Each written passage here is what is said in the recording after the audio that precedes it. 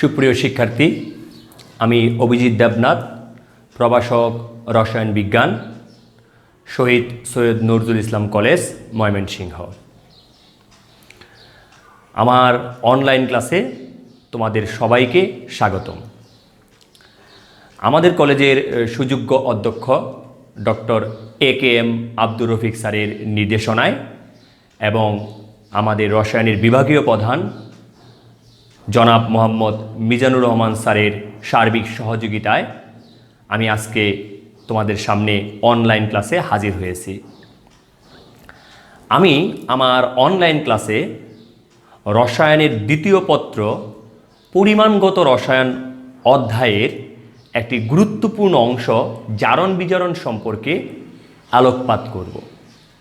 এই জারণ বিজারণ অংশ থেকে বোর্ড পরীক্ষায় কমপক্ষে একটি পূর্ণ কোশ্চেন অর্থাৎ 10 মার্কের একটি কোশ্চেন থাকে। তো তোমরা হয়তো অবগত আছো যে জারণ বিজারণ একটি বৃহৎ অংশ, কোনোভাবেই একটি ক্লাসের মাধ্যমে সম্পূর্ণ জারণ বিজারণ অংশটিকে বোঝানো সম্ভব নয়।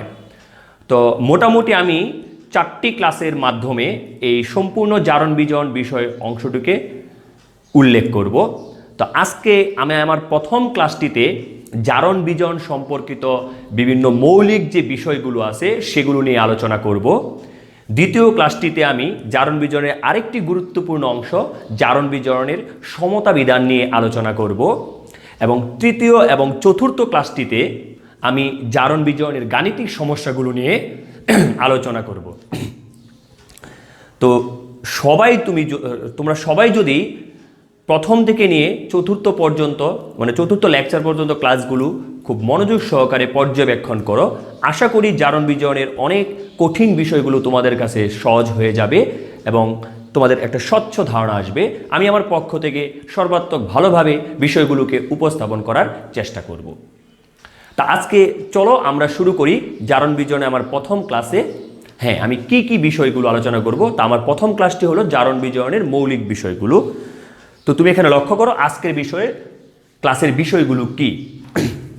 প্রথমে আমরা পড়ব জারণ কি, বিজারণ কি, জারক পদার্থ কি, বিজারক পদার্থ কি, জারণ সংখ্যা কি মানে অক্সিডেশন নাম্বার কি, জারণ সংখ্যা কিভাবে নির্ণয় করতে হয় এবং বিভিন্ন ধরনের জারণ বিজারণ বিক্রিয়া, যেমন ধরো শত জারণ বিজারণ বিক্রিয়া, অসামঞ্জস্যতা বিক্রিয়া, সামঞ্জস্যতা বিক্রিয়া, বিরঞ্জন বিক্রিয়া, এই বিষয়গুলো আমি আমার প্রথম লেকচারে আলোচনা করব। তোমরা প্রথম থেকে শেষ অবধি আশা করি একটু মনোযোগ সহকারে এবং ধৈর্য সহকারে পর্যবেক্ষণ করবে, অনেক বিষয় তোমরা জানতে পারবে। তো চলো আমরা শুরু করি আমার ক্লাসটি।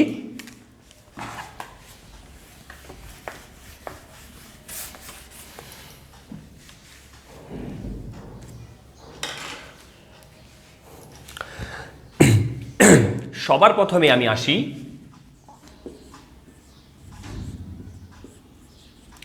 জারণ কি। জারণ কিন্তু একটি প্রক্রিয়া, একটি ঘটনা। কিসের ঘটনা, কিসের প্রক্রিয়া? ইলেকট্রন ত্যাগ করার প্রক্রিয়া।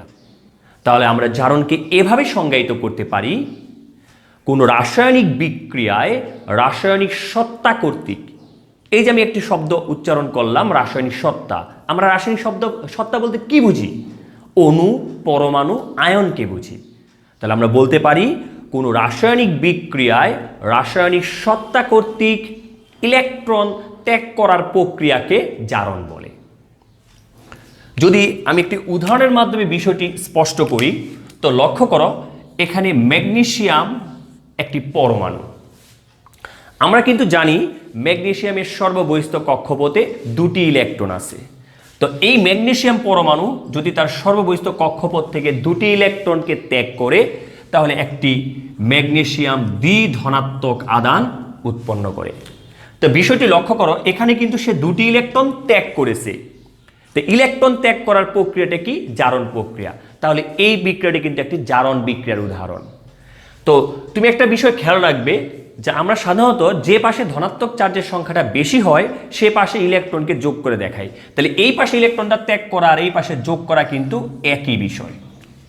আচ্ছা, এরপর তুমি আরেকটি উদাহরণ যদি টানি, দেখো এখানে কি ফেরাস, ফেরাস থেকে যদি ফেরিক হতে হয় তাহলে তাকেও কিন্তু একটি ইলেকট্রন কি করতে হবে, ত্যাগ করতে হবে। যেহেতু এখানে ইলেকট্রন ত্যাগ করেছে, এই প্রক্রিয়াটিও কিন্তু একটি জারণ প্রক্রিয়া। তাহলে সর্বোপরি কথাটা এটাই দাঁড়াচ্ছে, হ্যাঁ, কোনো রাসায়নিক বিক্রিয়ায় রাসায়নিক সত্তা কর্তৃক ইলেকট্রন ত্যাগ করার প্রক্রিয়াকে জারণ বলে। এখন আসি আমরা বিজারণ কি। বিজারণ কি? জারণের বিপরীত প্রক্রিয়াই হলো বিজারণ। জারণ যদি ইলেকট্রন ত্যাগ করার প্রক্রিয়া হয়, তাহলে বিজারণ অবশ্যই ইলেকট্রন গ্রহণ করার প্রক্রিয়া। তাহলে আমরা বিজারণের সংজ্ঞাটা এইভাবে দিতে পারি, কোনো রাসায়নিক বিক্রিয়ায় রাসায়নিক সত্তা কর্তৃক ইলেকট্রন গ্রহণ করার প্রক্রিয়াকে বিজারণ বলে। তো লক্ষ্য করো, এখানে আমি যদি ফেরিক আয়নকে নেই, ফেরিক আয়ন একটি ইলেকট্রন গ্রহণ করে ফেরাস আয়ন উৎপন্ন করে। যেহেতু এখানে ইলেকট্রনের গ্রহণ ঘটেছে, অর্থাৎ এই প্রক্রিয়া বা বিক্রিয়াটি একটি বিজারণ বিক্রিয়া। আবার ক্লোরিন পরমাণু, সেও যদি একটি ইলেকট্রন গ্রহণ করে তাহলে কি ক্লোরাইড আয়ন উৎপন্ন করে। এক্ষেত্রেও যেহেতু ইলেকট্রনের গ্রহণ ঘটেছে, অর্থাৎ এই প্রক্রিয়াটিও একটি বিজারণ প্রক্রিয়া। তাহলে সর্বোপরি কথা এটাই দাঁড়াইলো, জারণ মানে ইলেকট্রন ত্যাগ করার প্রক্রিয়া, বিজারণ মানে হলো ইলেকট্রন গ্রহণ করার প্রক্রিয়া। তুমি একটা বিষয় সবসময় মনে রাখবে, ইলেকট্রন গ্রহণ করার ফলে সর্বদাই ধনাত্মক চার্জের সংখ্যাটা হ্রাস পাবে অথবা ঋণাত্মক চার্জের সংখ্যাটা বৃদ্ধি পাবে। আর ইলেকট্রন ত্যাগ করার ফলে সর্বদাই ধনাত্মক চার্জের সংখ্যা বৃদ্ধি পাবে অথবা ঋণাত্মক চার্জের সংখ্যা হ্রাস পাবে। অর্থাৎ জারণ প্রক্রিয়ায় ইলেকট্রন ত্যাগ করার ফলে উৎপাদের সর্বদাই ধনাত্মক চার্জের সংখ্যা বাড়বে অথবা ঋণাত্মক চার্জের সংখ্যা কমবে। বিজারণ প্রক্রিয়ায় ইলেকট্রন গ্রহণ করার ফলে উৎপাদের সর্বদাই ধনাত্মক চার্জের সংখ্যা হ্রাস পাবে, ঋণাত্মক চার্জের সংখ্যা বৃদ্ধি পাবে। তো এখন এই জারণ বিজারণ প্রক্রিয়াগুলো কারা ঘটায়? কিছু রাসায়নিক পদার্থ অর্থাৎ রাসায়নিক সত্তা ঘটায়। এই রাসায়নিক সত্তাগুলোকে আমরা কি বলবো? জারক বিজারক পদার্থ। তো চলো সবার প্রথমে আসি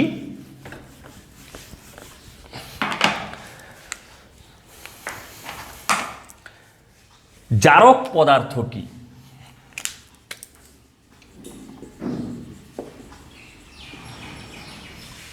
জারক পদার্থ কি?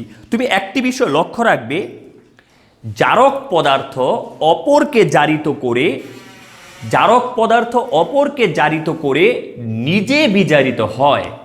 আমি লাস্টের শব্দটা বললাম, নিজে বিজারিত হয়, অর্থাৎ নিজে ইলেকট্রন গ্রহণ করে।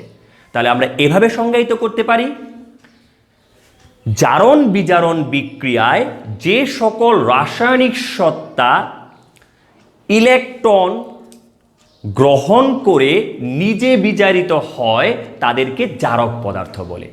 জারণ বিজারণ বিক্রিয়ায় যে সকল রাসায়নিক সত্তা ইলেকট্রন গ্রহণ করে নিজে বিজারিত হয় তাদেরকে জারক পদার্থ বলে।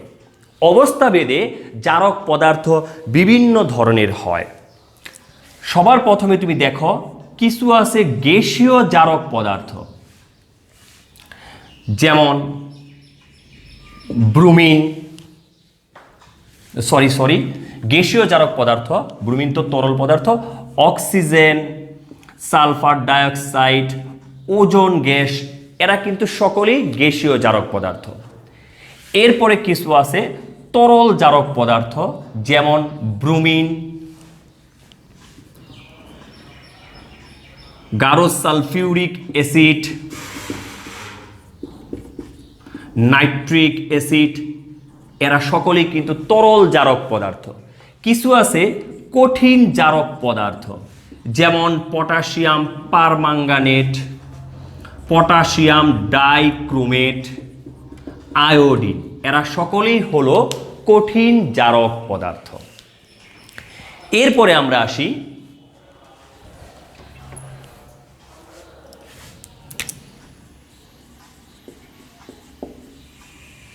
বিজারক পদার্থ কি। বিজারক পদার্থ, বিজারক অপরকে বিজারিত করে নিজে জারিত হয়। যেহেতু আমি বললাম নিজে জারিত হয়, অর্থাৎ সে ইলেকট্রন ত্যাগ করে, তাহলে আমরা বলতে পারি জারণ বিজারণ বিক্রিয়ায় যে সকল রাসায়নিক পদার্থ বা রাসায়নিক সত্তা ইলেকট্রন ত্যাগ করে নিজে জারিত হয় তাদেরকে বিজারক পদার্থ বলে। অবস্থাভেদে বিভিন্ন ধরনের বিজারক পদার্থ আছে, যেমন ধরো এখানে গ্যাসীয় বিজারক পদার্থ, যেমন হাইড্রোজেন, হাইড্রোজেন সালফাইড, এগুলো হলো গ্যাসীয় বিজারক পদার্থ। তরল বিজারক হিসেবে আমরা ব্যবহার করতে পারি নাইট্রাস অ্যাসিড, সালফিউরাস অ্যাসিড ইত্যাদি। এবং কিছু কঠিন বিজারক পদার্থ আছে, যেমন অক্সালিক অ্যাসিডের ক্যালাস, ফেরাস সালফেট ইত্যাদি। তাহলে আমরা কি শিখলাম? জারক কি, বিজারক কি, জারণ কি, বিজারণ কি। এখন আমরা আসব একটি গুরুত্বপূর্ণ বিষয়,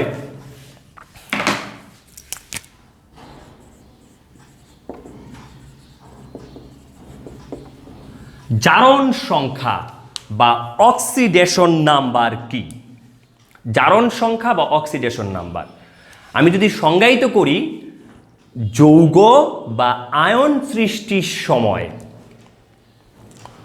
কোনো পরমাণুর ইলেকট্রন ত্যাগ অথবা গ্রহণের ফলে পরমাণুতে সৃষ্ট ধনাত্মক বা ঋণাত্মক চার্জের সংখ্যাকে সংশ্লিষ্ট পরমাণুর জারণ সংখ্যা বা অক্সিডেশন নাম্বার বলে।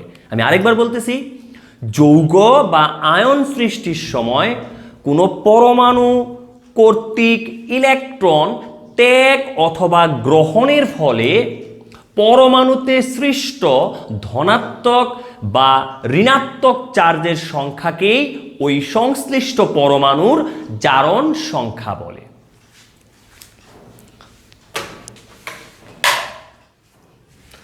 এখন আমরা আলোচনা করব একটা যৌগে কেন্দ্রীয় পরমাণুগুলোর কিভাবে জারণ সংখ্যা নির্ণয় করতে হয়। তার আগে তোমাকে এই বিষয়টি একটু জানা থাকতে হবে যে পর্যায় সারণীতে কিছু কিছু মৌলের জারণ সংখ্যাগুলো নির্দিষ্ট থাকে এবং কিছু কিছু মৌলের জারণ সংখ্যাগুলো পরিবর্তনশীল হয়। তো কোন ধরনের মৌলগুলোর জারণ সংখ্যাগুলো নির্দিষ্ট থাকে আমি এই বিষয়টি একটু বলে নিচ্ছি। পর্যায় সারণীতে গ্রুপ 1-এর যে সমস্ত মৌল আছে তাদের প্রত্যেকেরই জারণ সংখ্যাটি +1 হয়।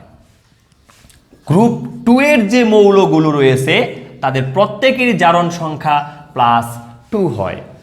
গ্রুপ 3-এর যে মৌলগুলো রয়েছে তাদের প্রত্যেকেরই জারণ সংখ্যা +3 হয়। এছাড়া লক্ষ্য করো, হাইড্রোজেনের জারণ সংখ্যা -1 হয়, তবে সে যদি ধাতব পরমাণুর সাথে কোনো যৌগ গঠন করে, অর্থাৎ ধাতব হাইড্রাইড যৌগ গঠন করে, যেমন দেখো সোডিয়াম হাইড্রাইড, এই ক্ষেত্রে কিন্তু হাইড্রোজেনের জারণ সংখ্যাটা -1 আর সোডিয়াম কত +1।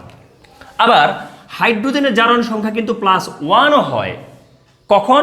সে যদি কখনো অধাতব পরমাণুর সাথে কোনো যৌগ গঠন করে, সেক্ষেত্রে হাইড্রোজেনের জারণ সংখ্যা কত হয়? +1 হয়। এছাড়া অক্সিজেন পরমাণুর জারণ সংখ্যা -2 হয় সাধারণ অক্সাইড যৌগগুলোর ক্ষেত্রে, যেমন ধরো সোডিয়াম অক্সাইড, এক্ষেত্রে অক্সিজেনের জারণ সংখ্যা -2। আবার অক্সিজেনের জারণ সংখ্যা -1 হয় সে যদি পারঅক্সাইড যৌগ গঠন করে, তখন তার জারণ সংখ্যা -1 হয়, যেমন হাইড্রোজেন পারঅক্সাইডের ক্ষেত্রে অক্সিজেনের জারণ সংখ্যা -1 হয়। আবার অক্সিজেনের জারণ সংখ্যা -1/2 হয় যদি সে সুপার অক্সাইড যৌগ গঠন করে, যেমন মনে করো পটাশিয়াম সুপার অক্সাইড, এই ক্ষেত্রে কিন্তু অক্সিজেনের জারণ সংখ্যা কত হয়? -1/2 হয়। আবার ফ্লুরিন পরমাণুর জারণ সংখ্যাও -1 হয়। আর বাকিগুলো আমি লিখলাম না, কারণ ওদের অনেকেরই জারণ সংখ্যাগুলো পরিবর্তনশীল। তবে আমরা এইগুলো যদি একটু মনে রাখতে পারি তাহলে আমরা যৌগে বিভিন্ন কেন্দ্রীয় পরমাণু জারণ সংখ্যাগুলো সহজেই নির্ণয় করতে পারবো। তুমি আরেকটি বিষয় লক্ষ্য রাখবে, একটি পরমাণুর সর্ববহিস্থ কক্ষপথে সর্বমোট যতটি ইলেকট্রন থাকে ওটি হতে পারে ওই পরমাণুর সর্বোচ্চ জারণ মান। কি বলছি কথাটা? একটি পরমাণুর সর্ববহিস্থ কক্ষপথে সর্বোচ্চ যতটি ইলেকট্রন থাকে ওইটা হতে পারে ওই পরমাণুর সর্বোচ্চ জারণ মান, এবং সর্ববহিস্থ কক্ষপথে যতটি বিজোড় ইলেকট্রন থাকবে ওইটা হতে পারে ওই পরমাণুর সর্বনিম্ন জারণ মান। আমি উদাহরণের মাধ্যমে তোমাকে বিষয়টি একটু স্পষ্ট করে দিই। তুমি লক্ষ্য করো, এখানে সালফার একটি পরমাণু, তার পারমাণবিক সংখ্যা কত? 16। আমি যদি এই সালফার পরমাণুর ইলেকট্রন বিন্যস্ত করি তাহলে কি দাঁড়ায়? 1s2, 2s2, 2p6, 3s2, 3p কত? x1, 3p কত? সরি 3px2, 3py1, 3p কত? z1। তুমি লক্ষ্য করো এক্ষেত্রে সালফারের সর্ববহিস্থ কক্ষপথে মোট কতটি ইলেকট্রন আছে? 2টি, 2টি, 4টি, 5টি, 6টি। অর্থাৎ সালফারের কোনো যৌগের সালফারের সর্বোচ্চ জারণ সংখ্যা হতে পারে +6, সর্বোচ্চ জারণ সংখ্যা হতে পারে +6। আবার তুমি লক্ষ্য করো এক্ষেত্রে সালফারের সর্ববহিস্থ কক্ষপথে সর্বোচ্চ কয়টি বিজোড় ইলেকট্রন আছে? কয়টি আছে দেখো? 1টি, 2টি। অর্থাৎ সালফারের সর্বনিম্ন জারণ সংখ্যা হতে পারে -2। যেমন H2SO4, এই ক্ষেত্রে সালফারের জারণ সংখ্যা হলো সর্বোচ্চ, অর্থাৎ কত? +6। আবার H2S, এই ক্ষেত্রে সালফারের সর্বনিম্ন জারণ সংখ্যা হলো কত? -2। তো চলো আমরা কিছু যৌগের কেন্দ্রীয় পরমাণুগুলোর জারণ সংখ্যা কিভাবে নির্ণয় করতে হয় একটু প্র্যাকটিস করি। তো সবার প্রথমে আমি একটি যৌগ আনতেছি, KMnO4, পটাশিয়াম পারম্যাঙ্গানেট। এই যৌগে আমি ম্যাঙ্গানিজের জারণ সংখ্যা নির্ণয় করব। তো আমরা এখানে ধরি ম্যাঙ্গানিজের জারণ সংখ্যা কত? x। আমরা এখানে জানি পটাশিয়াম গ্রুপ 1 এর মৌল, তাহলে তার জারণ সংখ্যা কত? +1। অক্সিজেনের জারণ সংখ্যা হলো -2। যেহেতু এটি একটি যৌগ, এর মোট জারণ সংখ্যা 0। তো পটাশিয়াম +1 আছে কয়টি? 1টি। ম্যাঙ্গানিজ X আছে কয়টি? 1টি। তো প্রতিটি অক্সিজেনের জারণ সংখ্যা হলো এখানে -2, তাহলে -2 × 4 = 0, +1 x -8 = 0, অর্থাৎ x +7। তাহলে কি দাঁড়াইলো? পটাশিয়াম পারম্যাঙ্গানেট যৌগে ম্যাঙ্গানিজের জারণ সংখ্যা হলো +7। এরপর আমরা আরেকটি যৌগ করি, K2Cr2O7, পটাশিয়াম ডাইক্রোমেট যৌগ। এই পটাশিয়াম ডাইক্রোমেট যৌগে আমরা ক্রোমিয়ামের জারণ সংখ্যা নির্ণয় করব। তো সবার প্রথমে ধরি ক্রোমিয়ামের জারণ সংখ্যা x। এক্ষেত্রে পটাশিয়ামের জারণ সংখ্যা, পটাশিয়াম যেহেতু গ্রুপ 1 এর মৌল, তাহলে প্রতিটি পটাশিয়ামের জারণ সংখ্যা হলো +1। প্রতিটি অক্সিজেনের জারণ সংখ্যা হলো -2। তো প্রতিটি পটাশিয়াম হলো +1, আছে কয়টি? 2টি, × 2। প্রতিটি ক্রোমিয়ামের জারণ সংখ্যা ধরছি আমি x, তাহলে আছে কয়টি? 2টি, তাহলে 2x। প্রতিটি অক্সিজেনের জারণ সংখ্যা হলো -2, আছে কয়টি? 7টি, = কত হলো? 0। তাহলে +2 2x - 14 = 0, তাহলে অর্থাৎ x +6। তাহলে পটাশিয়াম ডাইক্রোমেট যৌগে প্রতিটি ক্রোমিয়ামের জারণ সংখ্যা হলো +6। এরপর আমি আরেকটি যৌগ আনতেছি, H2SO4, কি? Sulphuric acid. এই সালফিউরিক অ্যাসিড যৌগে আমি সালফারের জারণ সংখ্যা নির্ণয় করব। তো ধরি সালফারের জারণ সংখ্যা এক্ষেত্রে কত এক্স, প্রতিটি সালফারের জারণ সংখ্যা এক্স ধরলাম। হাইড্রোজেন গ্রুপ 1 এর মৌল, তাহলে তার জারণ সংখ্যা +1, প্রতিটি হাইড্রোজেনের জারণ সংখ্যা হলো +1।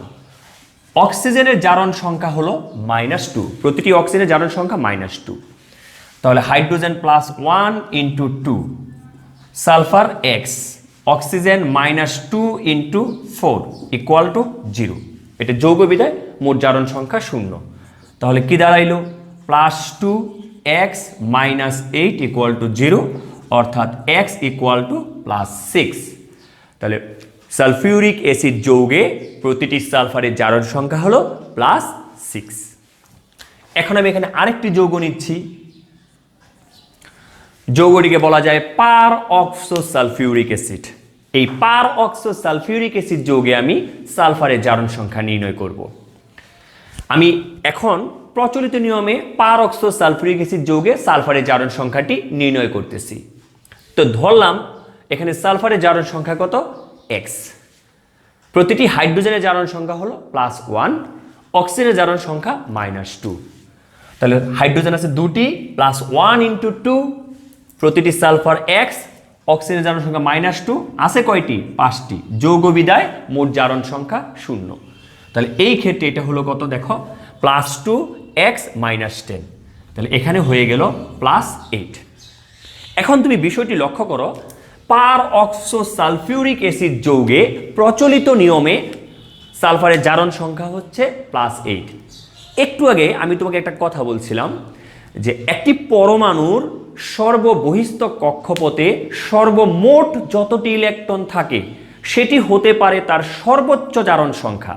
তা আমরা কিন্তু জানি সালফারের সর্ববহিস্থ কক্ষপথে 6টি ইলেকট্রন আছে, এই অর্থে সালফারের জারণ সংখ্যাটা সর্বোচ্চ হতে পারে +6, কিন্তু এখানে হয়ে গেল কত +8। তাহলে তো প্রচলিত নিয়মে যে সালফারের জারণ সংখ্যাটা আমি নির্ণয় করলাম তা তো নিয়মের সাথে যাচ্ছে না। তাহলে আমাকে এখন কি করতে হবে, একটু গাঠনিক সংকেতের ভিত্তিতে পার অক্সো সালফিউরিক অ্যাসিড যৌগে সালফারের জারণ সংখ্যা নির্ণয় করতে হবে। তো একটু পর্যবেক্ষণ করো, আমি যদি পার অক্সো সালফিউরিক অ্যাসিড যৌগের গাঠনিক সংকেত আঁকি, তা গাঠনিক সংকেতটা এইরকম, সালফার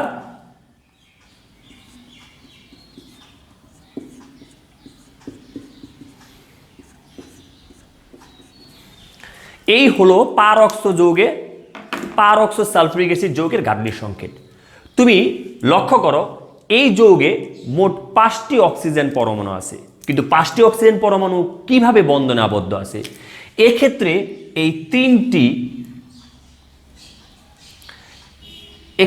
এই তিনটি অক্সিজেন পরমাণু সাধারণ অক্সাইড বন্ধনে আবদ্ধ আছে। যেহেতু সাধারণ অক্সাইড বন্ধনে আবদ্ধ আছে তাই তাদের জারণ সংখ্যা কিন্তু -2 হবে। বাকি যে এই দুটি অক্সিজেন পরমাণু এখানে আছে তারা কিন্তু পার অক্সাইড বন্ধনে আবদ্ধ আছে, এর জন্য তাদের জারণ সংখ্যা কিন্তু এখানে কত হবে -1 হবে। এই ভিত্তিতে আমি যদি এখানে সালফারের জারণ সংখ্যাটা নির্ণয় করতে চাই তো লক্ষ্য করো এখানে হাইড্রোজেন আছে, হাইড্রোজেন জারণ সংখ্যা কত +1, তাহলে +1 × 2 কয়টি, 2টি আছে। সালফারের জারণ সংখ্যা আমি কত ধরলাম x।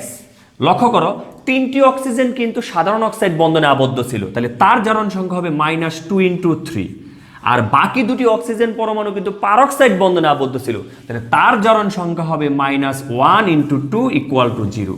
তাহলে এই অর্থে হচ্ছে +2x - 6 - 2 = 0, অর্থাৎ x = +6। তাহলে কি দাঁড়াইলো, পার অক্সো সালফিউরিক অ্যাসিড যৌগে সালফারের জারণ সংখ্যা হচ্ছে +6। আমি এটি কিসের ভিত্তিতে নির্ণয় করছি? গাঠনিক সংকেতের ভিত্তিতে নির্ণয় করতেছি। আমি আরেকটি উদাহরণ দিচ্ছি।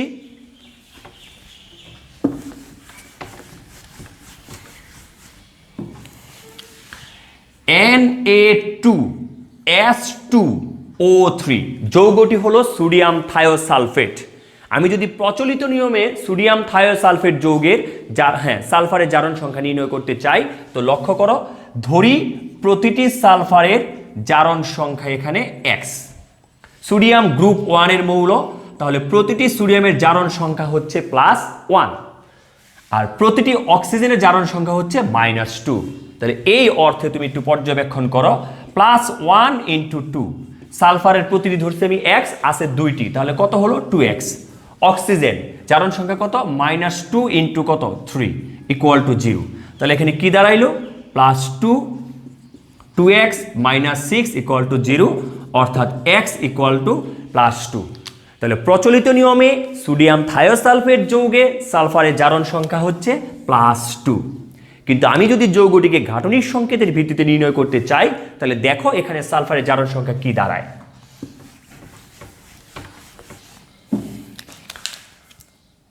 সালফার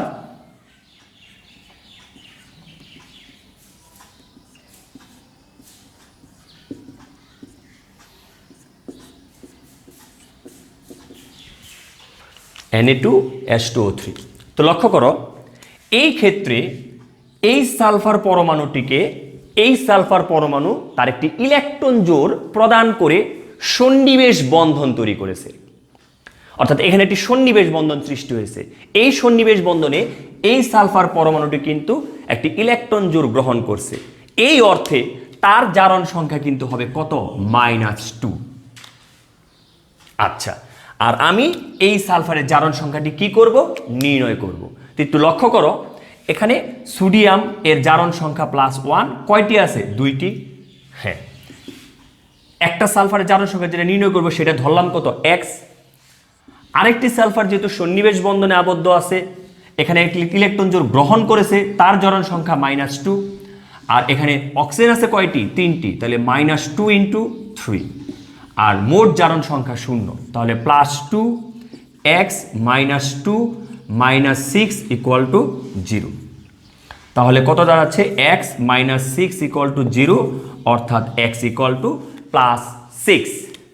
তো লক্ষ্য করো এই সোডিয়াম থায়োসালফেট যৌগে একটি সালফারের জারণ সংখ্যা হচ্ছে কত, -2, এবং অপর একটি সালফারের জারণ সংখ্যা হচ্ছে +6।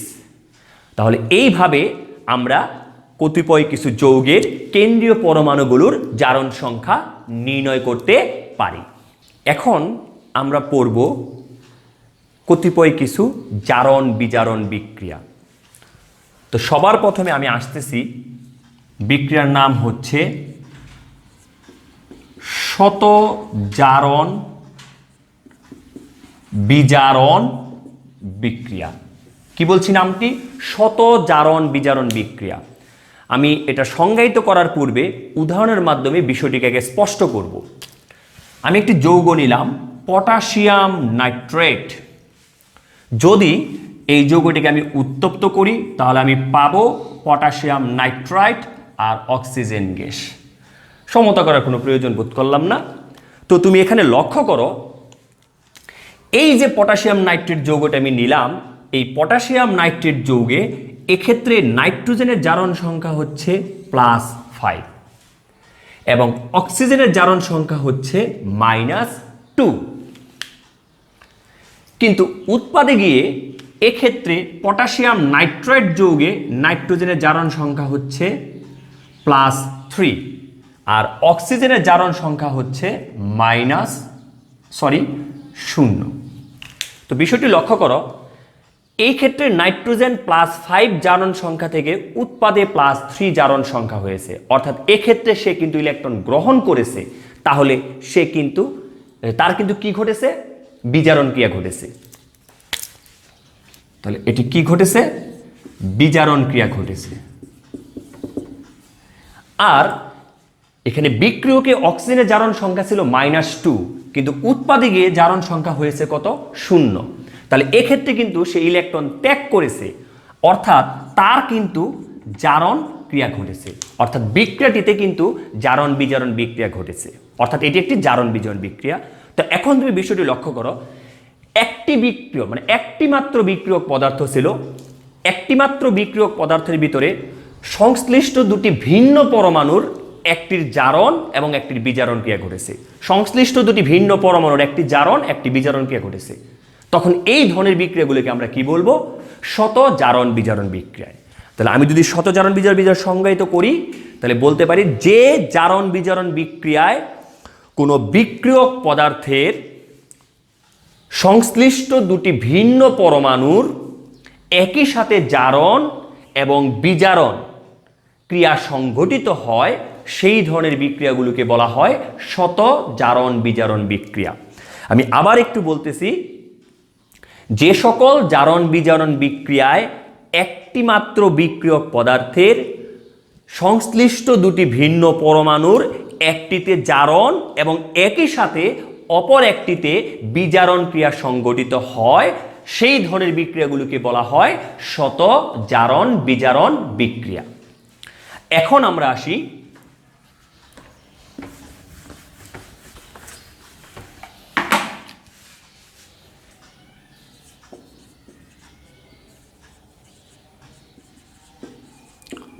অসামঞ্জস্যত বিক্রিয়া।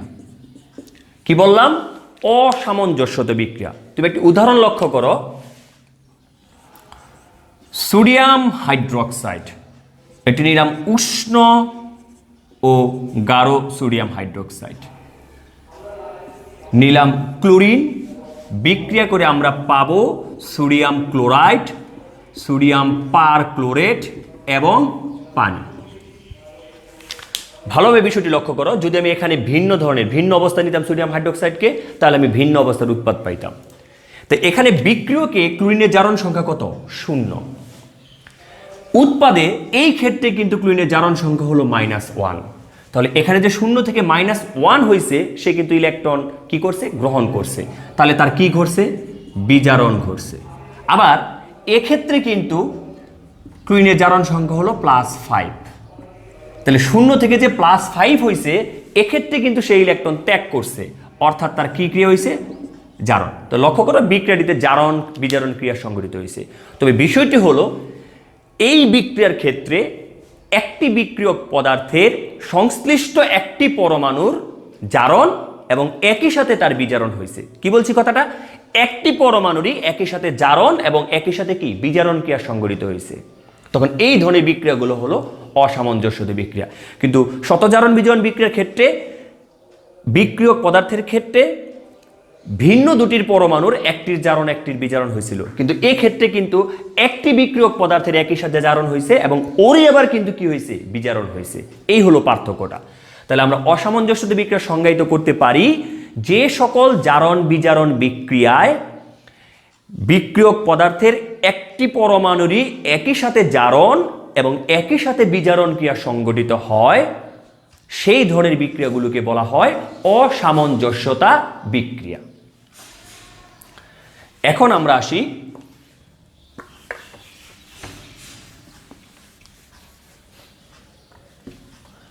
সামঞ্জস্যতা বিক্রিয়া। আমি একটু উদাহরণ টানি। Hydrogen sulphide, sulphur dioxide gas যদি বিক্রিয়া করে, তাহলে উৎপন্ন হয় পানি আর কি? সালফার। তো তুমি লক্ষ্য করো, হাইড্রোজেন সালফাইড যৌগে সালফারের জারণ সংখ্যা কিন্তু -2 এবং সালফার ডাইঅক্সাইড ক্ষেত্রে সালফারের জারণ সংখ্যা কত? +4। আর উৎপাদে সালফারের জারণ সংখ্যা কিন্তু 0। তাহলে এক্ষেত্রে -2 থেকে 0 হয়েছে, অর্থাৎ ইলেকট্রন কি করছে? ত্যাগ করছে। যদি ত্যাগ করে, তাহলে তার কি ক্রিয়া সংঘটিত হয়েছে? জারণ।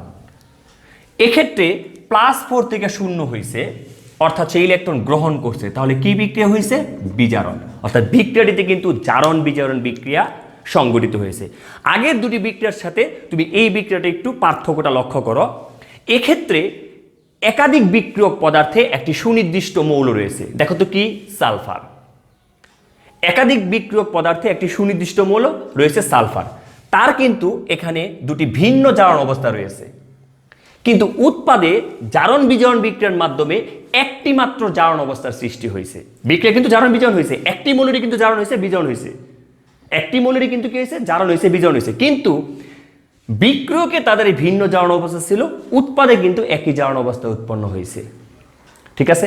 তাহলে আমরা বলতে পারি, যে ধরনের জারণ বিজারণ বিক্রিয়ায় একাধিক বিক্রিয়ক পদার্থের একটি সুনির্দিষ্ট মৌলের ভিন্ন জারণ অবস্থা থেকে উৎপাদে একটি জারণ অবস্থার সৃষ্টি হয়, সেই ধরনের বিক্রিয়াগুলোকে বলা হয় অসামঞ্জস্যতা বিক্রিয়া।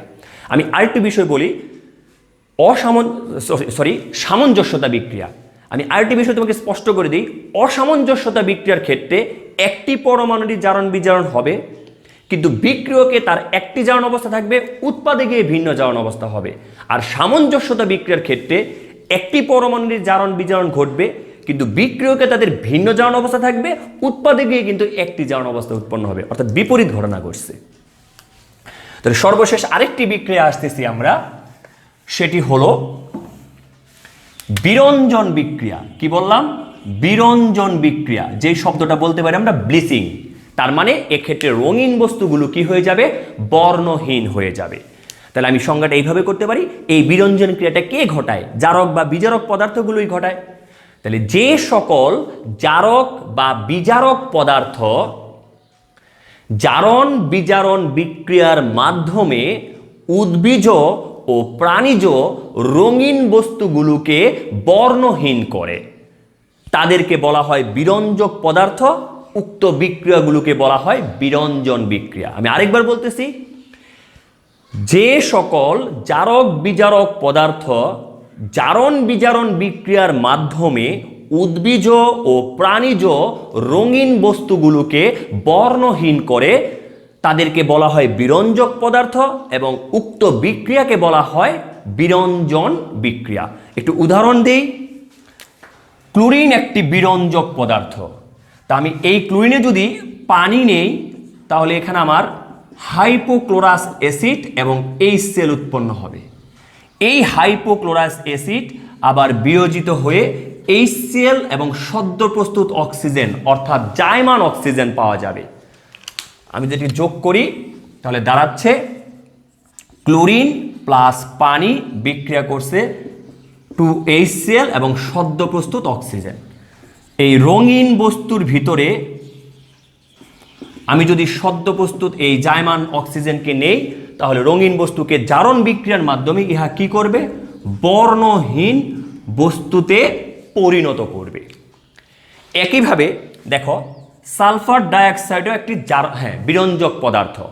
তাহলে সালফার ডাইঅক্সাইড আর কি নিলাম? পানি। তো বিক্রিয়া করলে কি উৎপন্ন হবে? সালফিউরিক অ্যাসিড এবং সদ্য প্রস্তুত হাইড্রোজেন অর্থাৎ জায়মান হাইড্রোজেন। তা আমি রঙিন বস্তুর ভিতরে যদি এই সদ্য প্রস্তুত জায়মান হাইড্রোজেন দেই, তাহলে সেটা কি? বিজারণ বিক্রিয়ার মাধ্যমে বর্ণহীন রঙিন বস্তুকে বর্ণহীন বস্তুতে পরিণত করবে। এই বিষয়গুলো ছিল আমার জারণ বিজারণ সম্পর্কিত মৌলিক ধারণা। আমি আমার দ্বিতীয় ক্লাসটিতে একটি জারণ বিজারণের গুরুত্বপূর্ণ অংশ জারণ বিজারণের সমতাকরণ নিয়ে আলোচনা করব। আশা করি ক্লাসটি প্রথম থেকে শেষ অবধি পর্যবেক্ষণ করলে তোমাদের অনেক বিষয় সম্পর্কে সুস্পষ্ট ধারণা আসবে, এবং দ্বিতীয় ক্লাসটি আরও গুরুত্বপূর্ণ। অবশ্যই তোমরা দ্বিতীয় ক্লাসটি করবে আশা করি। ঠিক আছে, সবাই ভালো থেকো, সুস্থ থেকো। সবাইকে ধন্যবাদ।